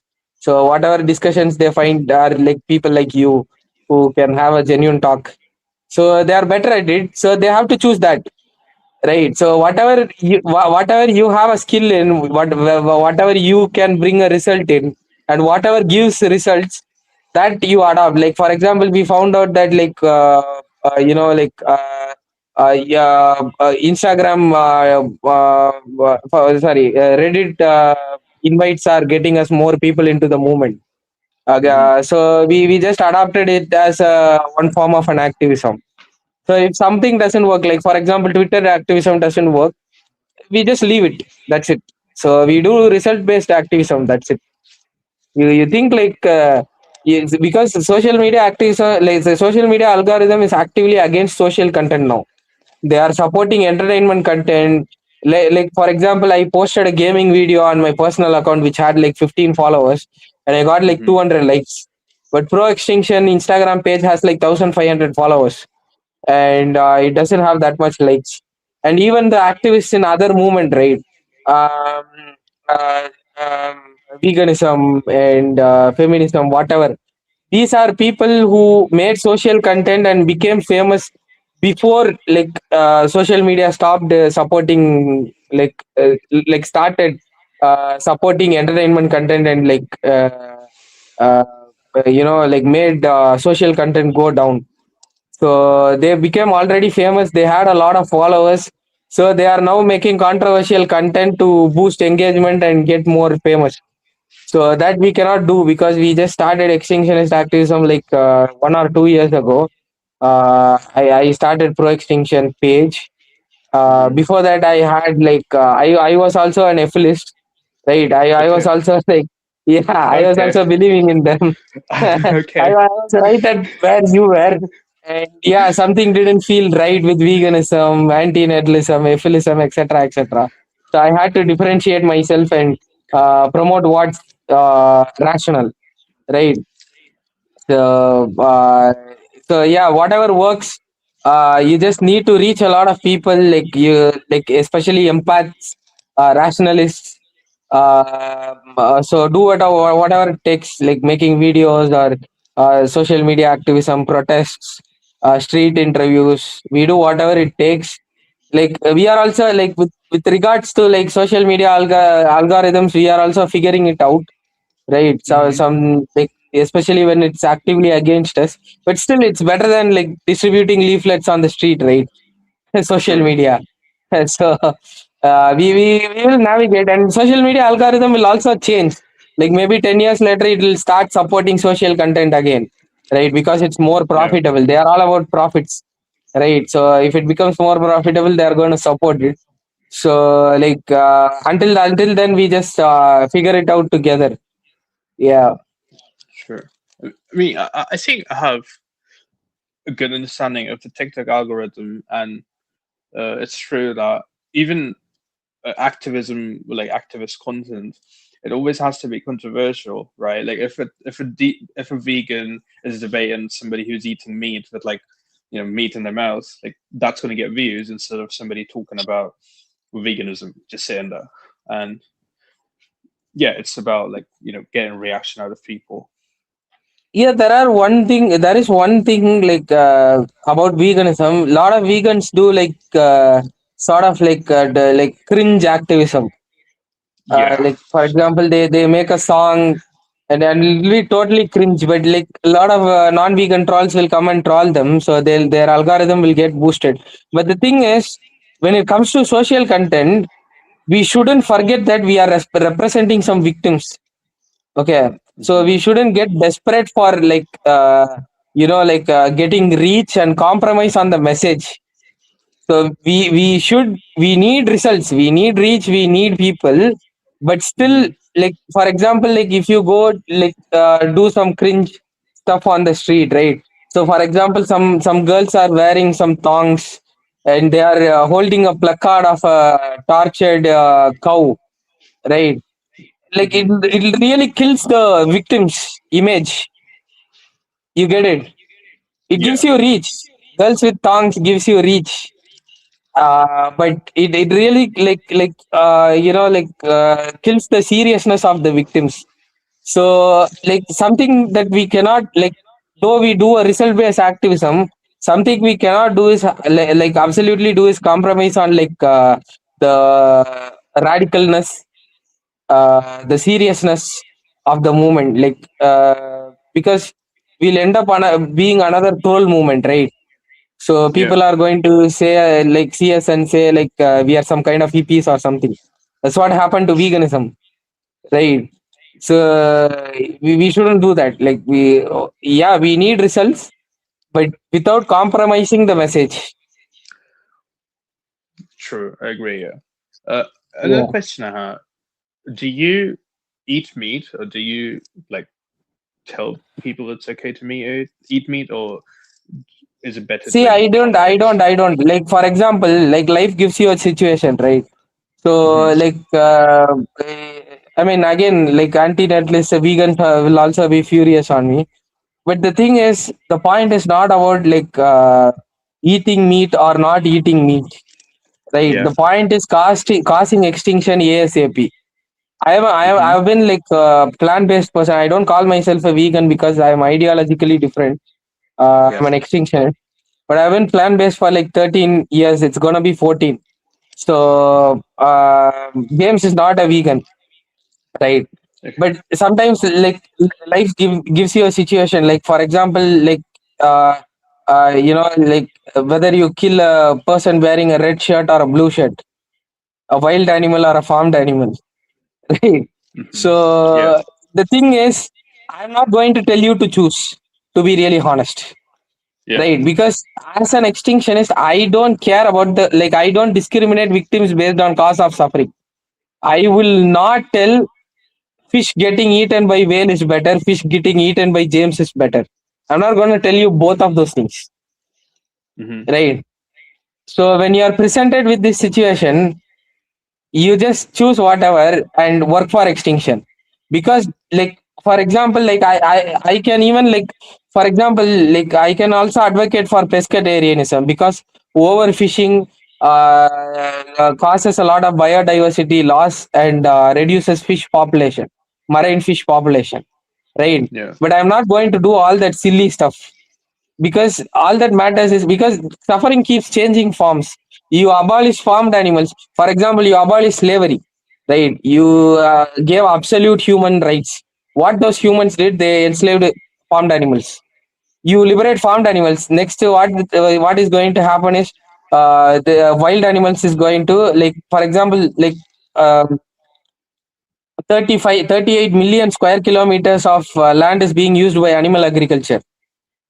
So in agricultural land itself, 77% of land is consumed by animal agriculture, and it doesn't even feed like 17% of our calorific needs. So animal agriculture like consumes a lot of land, and closing it is going to double forests. Wild birds itself is like 100 billion in population. I can give you data for all this. So Hmm. reputable sources for all this. So, like, what do you want me to tell here? Do you want me to tell James to be vegan so that these wild birds can grow more? Because according to World Watch Institute, every vegan saves 30 square feet of forest a day. So, should I say that James save 30 square feet of forest? Because the lizards, frogs, and the birds there deserve more suffering than cows and chickens. I cannot say that, right? And I Yeah. cannot say that, James, you definitely should eat more non-veg, because farmed animals deserve it, right? So I'm not going to say either of those things. I am saying, if you are a vegan, you work with James for causing extinction, because you both agree that like both like farmed animal and wild animal suffering is bad. And if James is Hmm. a non-vegan, you agree to work with vegans. He agrees to work with me, because we what common goal we need in the movement is this, that is the abolition of suffering. So if we have to take even like for example tomorrow a rapist is coming and he wants to help the cause of extinction, as long Hmm. as he recognizes victims suffering is bad, I'm not gonna like theoretically stop him from joining and helping, right? There might be practical reasons, legal, obvious legal reasons, but I'm just saying, a person who smokes has every right to uh, uh, do activism to tell you not to smoke. Yeah. Yeah. So don't worry about all these things. All these things like don't matter, to be really honest, because whatever you do and you end up with suffering. Even even if you ban farms, like it doesn't actually ban farms. So you are coming from India, right? Yeah, like 90% of our slaughterhouses are already illegal. Wow, okay. Because Didn't system know is not that. able to keep up with welfareistic laws. You have to Yeah. you need like a veterinarian to evaluate every animal before slaughtering. How which slaughterhouse owner can make profits if he follows this laws, right? So like that, if you ban meat industry, There's going to be illegal farms. And the second thing is, even if you ban it, animal rights is not even possible. Like for example, total anti-speciesist vegans ask for equal fundamental rights for animals. But if you think about it, I can just like if you give equal fundamental rights, it's a logical, economic, and legal impossibility because I can just throw some fish bones on your backyard and I can put a murder case on you, right? Yeah.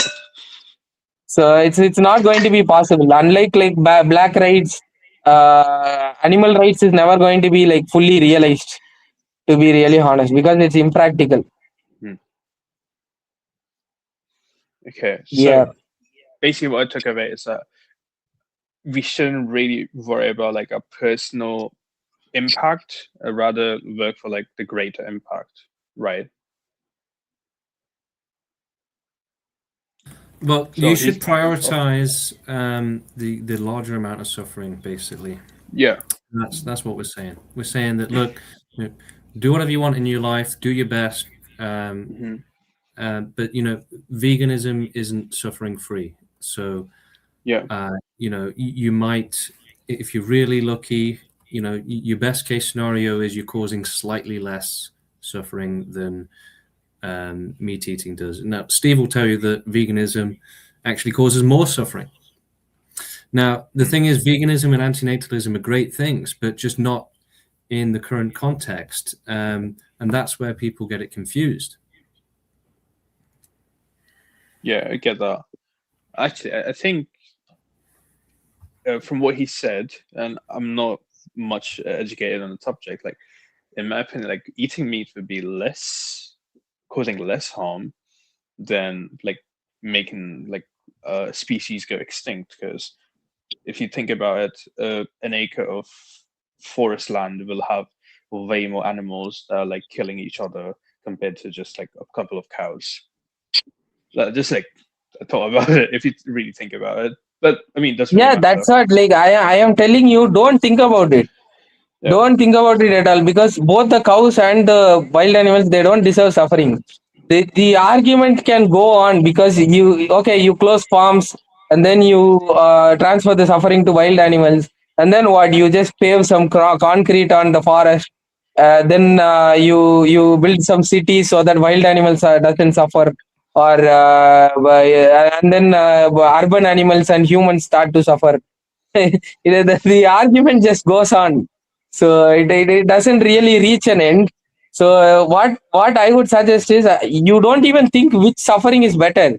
You cannot say that like James's suffering matters less than Steve's suffering, right? Why are Yeah. you trying to evaluate James and Steve's suffering, comparing it? What you need to know, this is exactly what pro-lifers do and end up discriminating.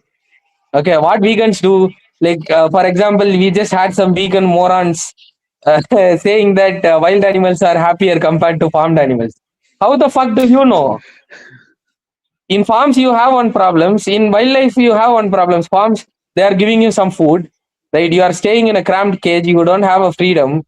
In wild you have a freedom, but every day, tomorrow you don't know whether you will get food and water, right?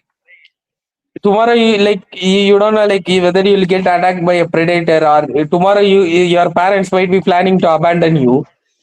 Like how the fuck do you even compare? Because they are saying like artificial insemination is worse, but rape happens in wild all the time. Stronger animals rape like weaker animals. Yeah. How the fuck do you compare and say that like that's fucking bullshit to compare and say that one victim is better than the other? Yep, that's true. I agree. Yeah. So you don't go into all that, right? Because like for example, like I'm not I see like I said, right, like because you had like basic human rights, and you encouraged a better human society. You liberated the slaves. What they did is they got liberated and they abused more animals. They enslaved animals more. Animal farming skyrocketed. But that doesn't mean that you should think about it and say slaves should go back and sit in cage. Black people should go back and sit in a cage. Don't say either of those things. Even I'm telling you, right? Pescatarianism can reduce some suffering, but don't advocate for it. You don't know, like, because what forms of suffering is going to come next. You don't know that. It might be even bigger. It might be smaller. With life, there is no guarantee, right? For example, a person who invented internet, they invented it to use it for like practical purposes.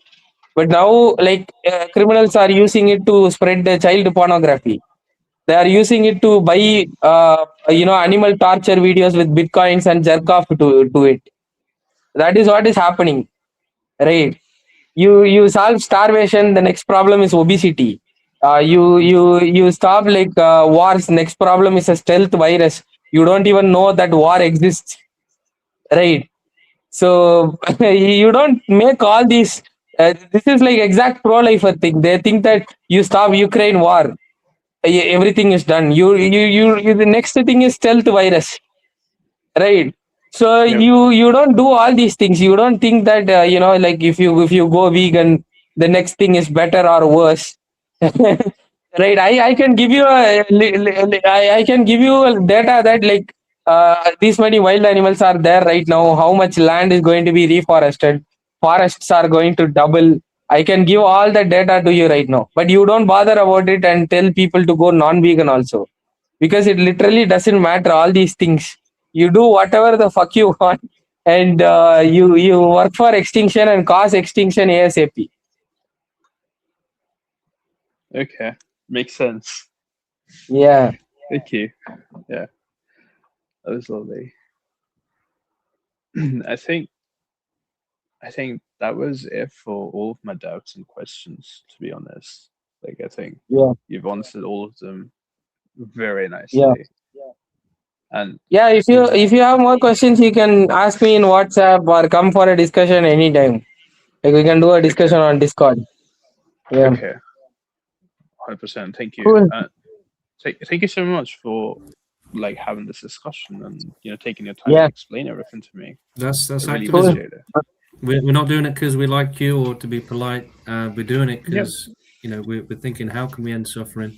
Yeah, for we good hate and- you. And I hate James also.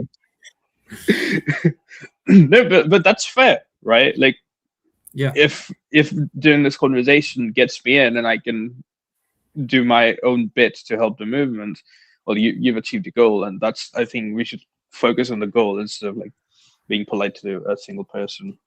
Yeah. Yeah. It's like we were arguing with some people that were telling us that pronouns were more important than ending suffering. We actually do respect pronouns, though. We have some LGBT people in the movement, and they get absolute respect. We don't discriminate. I mean, I personally also prefer they them pronouns. You don't have to worry about that. He him is also completely fine. But yeah, I mean, pronouns are not more important than, I don't know, other kind of suffering. What the fuck? Yeah, if Steve Exactly. started calling you she, her, would you suddenly be pro-life? No. I mean, even if that hurts or if that makes you feel bad, it's It's nothing like what the real victims are suffering. yeah, it's manufactured suffering. It's like we say it here, like first world problems. Yeah. You can call me a she, her, it, anything. You just do activism. That's it. You can even call me an it. I don't care. Okay, I love that. Yeah. All these things literally don't matter. This is like actually this pronoun shit is like left wing coping, to be really honest. That's true. I mean, a Because lot of times. gender dysphoria is the issue there. It's actually an issue. Like it causes like mental confusion, depression, social anxiety, and all that. Suffering is the issue there. It cannot be like fixed with pronouns. It can only be fixed with extinction. So the thing is, true left wing actually has to reach extinctionism, but they just cope and they just go into all this they them freedom shit while they already have like freedom. Like, who the fuck is even stopping them, right? Yeah, like I always say this, like for the communists, like if you this again my hypothesis, if you imagine a perfect communist utopia, right, where you've got there's like the material suffering or like like hunger, poverty, stuff like that is like completely gone, and you've established this like a communist utopia, you still, if you've got the slightest bit of brain, you're still going to look at things like people dying from cancer, people Yeah, dying yeah, at all, exactly. and wild Yeah, animal yeah, suffering, and you'll eventually come to the conclusion that maybe it's not worth it to continue this, and we should like probably just end it all. You know? yeah. It's not just economic suffering, right? It's actually like if you reduce the economic suffering can lead you to like recognizing material suffering. Yeah. And Yeah, to be the really honest. communist But obsession with I like, don't support communism though for yeah. reducing economic suffering. That is debatable because all communism has done in history is caused starvation. Well, I mean, the problem is, I mean, that's the problem with revolutions, right? Like, you never really get like, I mean, there's never been a communist society. You just replace the capitalist ruling class with like a state Dictator. capitalist, yeah, basically like a state capitalist class, and you still have got like elite Yeah, people, and then you end up like USSR. There's still You'll never dictators, and have a rational and fair society that's not extinctionist. Pro-life society, by definition, by default, is discriminates and causes suffering.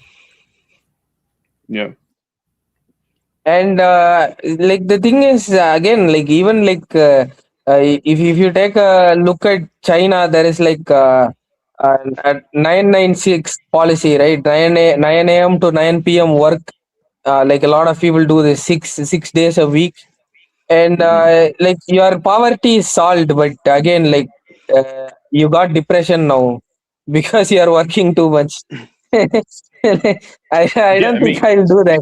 I'll rather starve for two times a day than take depression on. I mean that's true. I mean, most of my friends here who work jobs, they ask the same questions. Like, well, what am I doing it for? Like, I'm just going and feeding into this capitalist machine, and just like barely survive and then fucking die. You know?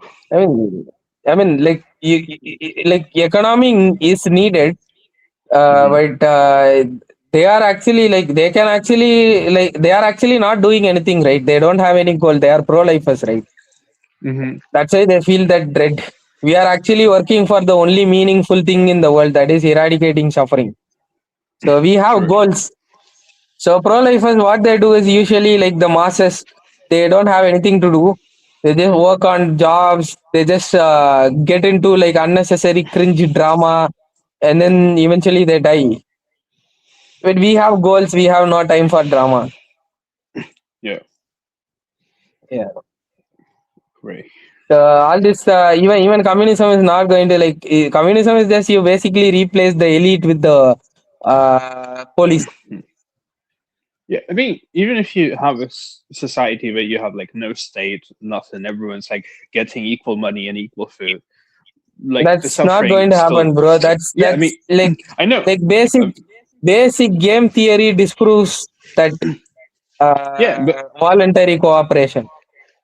yeah, I mean, I know it's never gonna be achieved. But even if you, in a hypothetical scenario, achieved it, like the point still stands. Like animal suffering is going to be there, and you have no justification for letting it continue. I mean, but yeah, I mean, like whatever theory you go by, there is going to be some suffering. So Yeah, yeah, I mean, like this is the analogy I give to like if I have to debate with people, is that suffering is the only important thing in the whole universe. Like nobody really like suffering of sentient creatures, because like sentient creatures are the only creatures that can experience suffering. Like nobody cares if you, I don't know, abuse a table because it doesn't have feelings. So only exactly. But feeling things matter. yeah, exactly. Many people, like for example, if you take Islamist states, right? Burning Hmm. Quran is more of a crime than burning a dog alive. So yeah, like sentimentism is the only thing that like it's valid morality. The rest of it is like coping, moral coping. Yeah. To be really honest, like suffering is the only thing. Suffering focused ethics is the only thing that is like absolute. Like if morality is about good and bad, you have your clear distinctions. Like you have the good, the pleasures, and the bad, the suffering.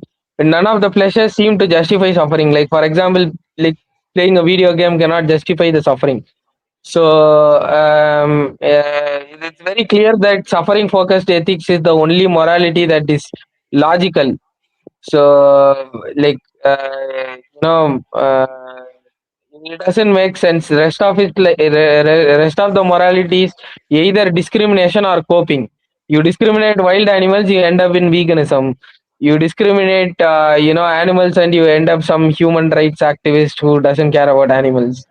So if you end up like giving more importance to Quran, the Bible, more than like fishes and chickens, then you end up being like like an irrational moron who gives importance to something that is not suffering. So even this is like people value more like the word nature more than like wild animals, right? They say like, but the lion is hunting the zebra, like nobody wins here.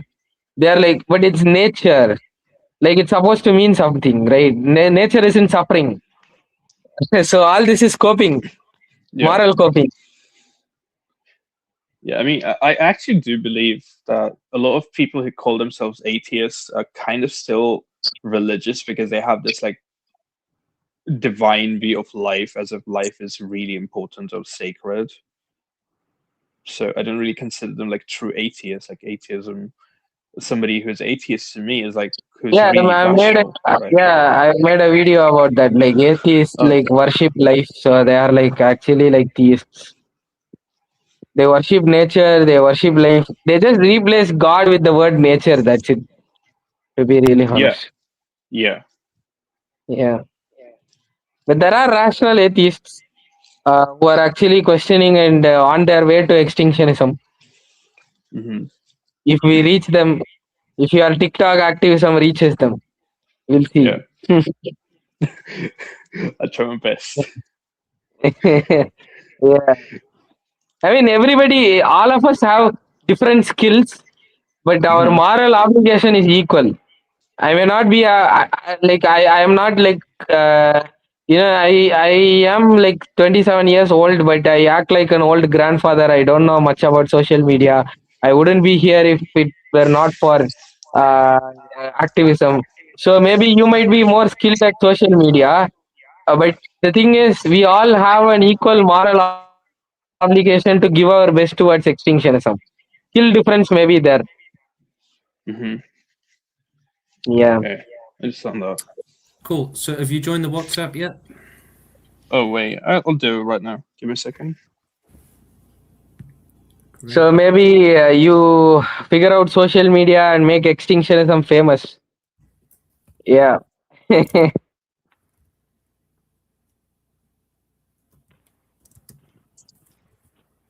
Do we have any questions, important questions to answer, or like we can Okay.